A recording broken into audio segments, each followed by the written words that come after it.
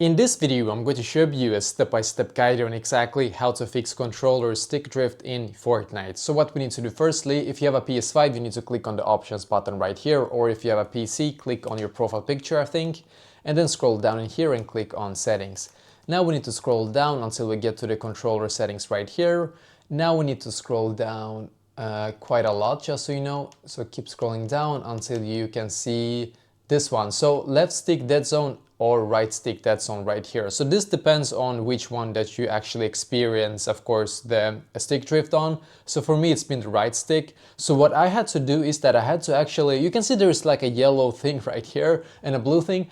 I had to basically increase the blue thing where it was like slightly bigger than the yellow for some reason, and then I had to click on the triangle to apply. But if you have a PC, you will be able to see what you have to do as well to be able to save. So for some reason this actually fixed it for me, and this one is perfect. You can see this one is as it should be. But yeah, I did this, and yeah, after that it actually worked for me. So try this and hopefully it will be able to fix it for you as well.